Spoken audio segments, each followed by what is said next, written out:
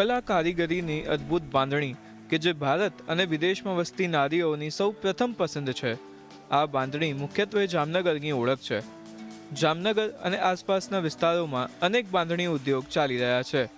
કલાકો, દિવસો તેમજ મહિનાઓની જહેમત બાદ અનેક કલાકારો હાથ કારીગરીથી બાંધણીનું નિર્માણ કરતા હોય છે. હસ્તકલા આધારિત બાંધણી સૌ કોઈને ગમે છે, પરંતુ 8 થી 9 ઓપરેશન પછી કાચા રો મટીરિયલમાંથી તૈયાર થતી બાંધણી અને તેના વસ્ત્રો તૈયાર થાય છે.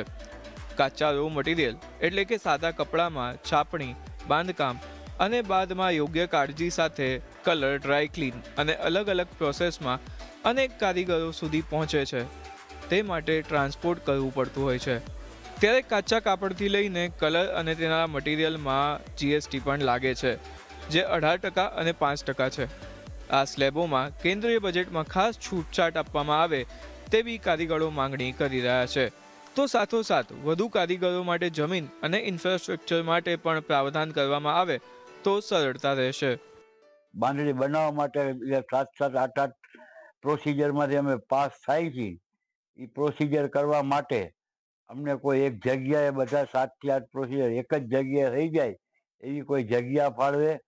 એના સિવાય GST જે સ્લેબ છે એમાં હસ્તકલા અને ખાસ કરીને બાંધણી માટે કોઈ એવો સ્પેશિયલ સ્લેબ બનાવે જેનાથી અમને કારીગરોને રાહત થાય.